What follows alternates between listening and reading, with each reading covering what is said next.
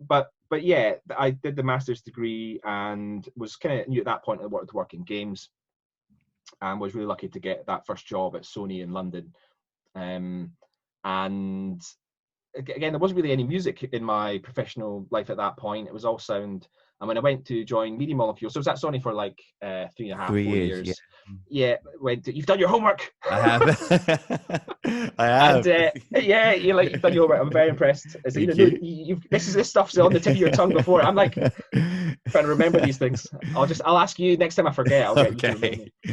But I went to Media Molecule, and I guess my job there, I was hired as like the audio lead. So I was responsible for the entirety of the audio experience, but there was no expectation from me or from them that I would write any of the music in Little Big Planet. My job was to make sure that the game sounded good, but that I would be, working with the composer they actually had already hired before they brought me on board. And I was responsible for the put together licensed soundtrack, certainly from a creative point of view, but not from like the actual licensing point of view. There's people at Sony that handle the sort of that and the legal side of things. But yeah, it's just a weird thing happened where because I had this musical background, and there was some times in the project where we needed some music, but it was just quicker for me to put something quick and dirty together than it was to, commit to licensing something or pay the composer to do it. So I would just like throw something together. But people in the team are like, hey, this stuff's really good, so we should put that in the game. And me being a bit like, I'm not sure how I feel about that, because it wasn't something I'd done with that sort of intention. And so it kind of snowballed from there. And so there was a bunch of music in the first Little Big Planet game that I'd written, just a few little things that we kept. Probably the thing that I put the most time into was the menu music, because that was one of those tricky ones where that's a piece of music that people are going to hear over and over and over when they're playing the game. And I felt like I kind of knew what that needed, so I did that.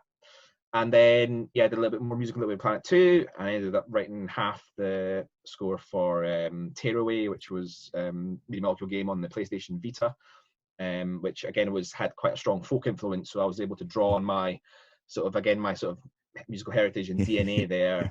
And then when I went freelance, I wasn't actually sure whether people would want to hire me or not as a composer, because the way I viewed myself certainly was first and foremost as a sound designer and audio director, someone responsible for creating audio experiences, but not necessarily known or respected for my musical chops as a composer.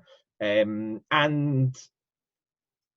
I was glad to see that people did want to pay me money to do that. And I've had some success there since I went freelance, which has been great. But yeah, that's kind of my musical journey, if you like. A sort of strong musical upbringing, then ditched it, and then it sort of slowly crept back in. So I've been kind of reconnecting with music in some ways over the last 10 years, having had that sort of strong reaction to it. But I still I'm not in the habit of listening to music. The only time I really listen to music it's mainly when my kids want to hear something, if we're all in the kitchen or whatever, and I'll listen to Baby Shark or whatever trash. Sorry, everyone's just like, but I mean, I guess like most people whose job is music or sound, like you can't be listening to music whilst you're writing music, because you're using your ears for other things. So it's just not really part of my life. So to answer your question, do I still play my violin? The answer is no. I love it. That was a very, very long answer for a simple question. Sorry, that'll happen.